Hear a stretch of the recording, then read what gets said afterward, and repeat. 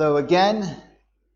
I'm Steve Judge, and this is the final video for presentations for Songkla Rajaput MOOC English for the Workplace series.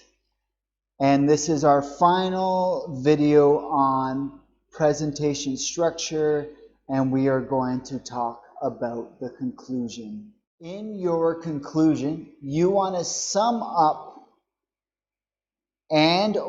so you can do both, sum up your presentation or give advice about your presentation. Tell your audience what they should do with the information they learned during your presentation.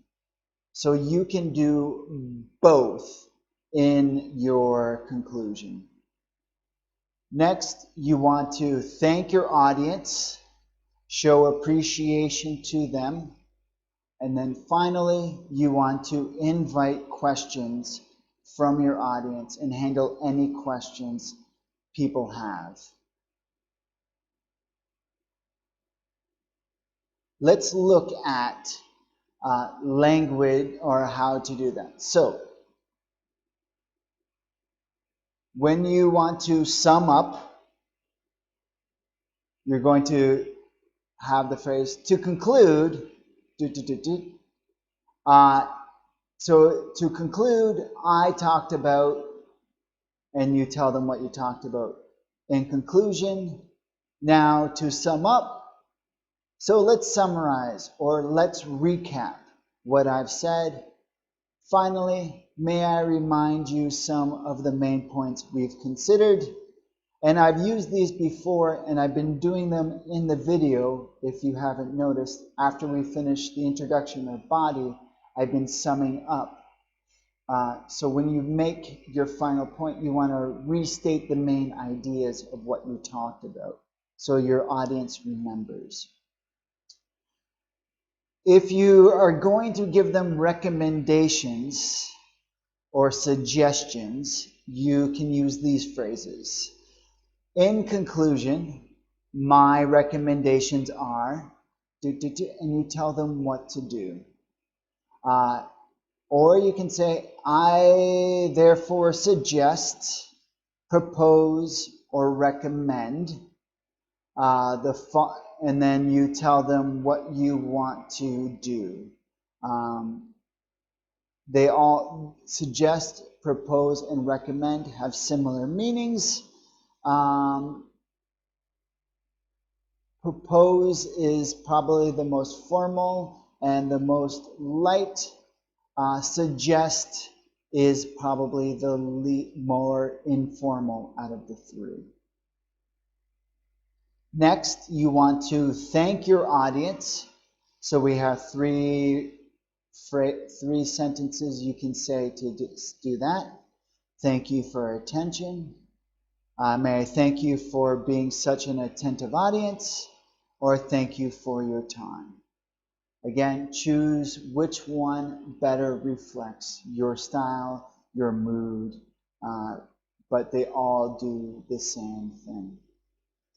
And finally, you want to invite questions. Your audience has been listening to you talking, and if they haven't been asking questions, they probably have questions.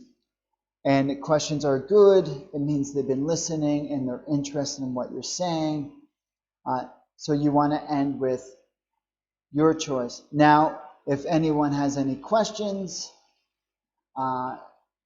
if you'd like to turn things, and it's open-ended, you want to give a pause there so that will give opening for people to step up and ask questions.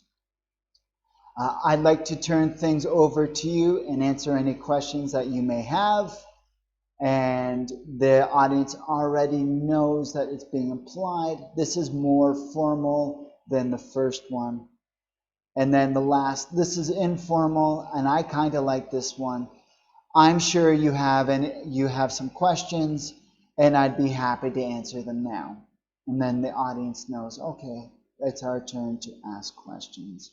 And they'll put their hands up and start asking questions. Now, let's do a little extra talking about answering questions. Not a main part of your presentation, but you're going to ask questions. Let's go into two scenarios. Someone asks you a question and you know the answer versus someone asks you a question and you don't know the answer. Let's go to the best case scenario. You know the answer.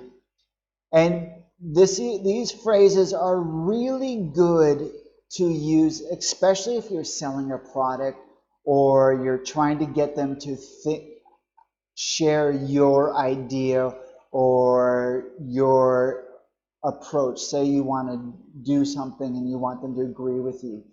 Using these during questions are really good ways to compliment them and get them on your side. So someone asks you a question like, oh, that's a good question. You're showing them that you're giving them a feeling that they're intelligent and that you're excited for their participation. This will also encourage other people in your audience to ask you questions as well. You can also say, oh, thank you for asking that. Just being polite about it, and also encouraging other people to ask questions, showing that you're not scared and that asking questions is a good thing.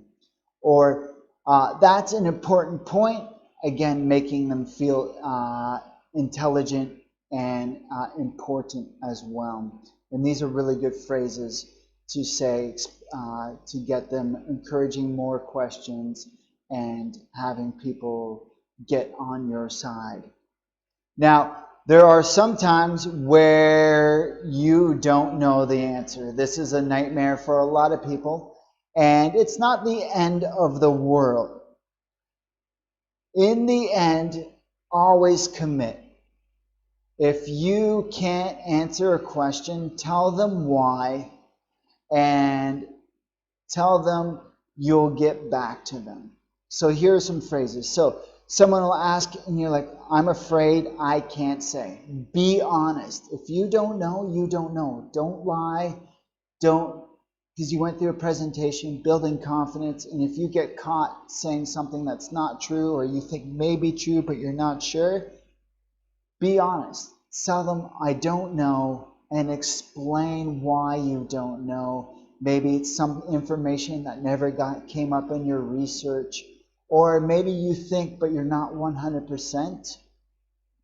Tell them, I'm afraid I can't say, or I'm afraid I don't know. So we have, I'm sorry, I don't know the answer. Let me get back to you on that. That's a huge phrase. Don't leave it, say, I don't know, blah, blah, blah. Let's say you're still learning and I can look up the information. Or you can say, I'll have to check this for you and get back to you. That way it's a closed circle. You keep the audience's confidence and they believe in what you say and what you've told them. And you can always come back with the answer for them. So these are really good phrases for you to use during question period. Now, in our presentation today, let's summarize what we've talked about. So in the conclusion, we've talked about summing up and giving advice, thanking your audience, and then inviting questions. Overall, we've done introduction, body, and conclusion. Welcome your audience, introduce yourself, state your purpose, explain your presentation, give instructions about questions. Next, organize your main ideas and then choose and plan your transitions in and out of each main idea. And then finally, sum up and or give advice, thank your audience, invite questions, and answer the questions. My name's Steve Judge. This is the first video on presentations. There is a second video giving more advanced techniques and vocabulary. Please watch that. before doing the questions on presentations. Thank you and have a good day. Bye-bye.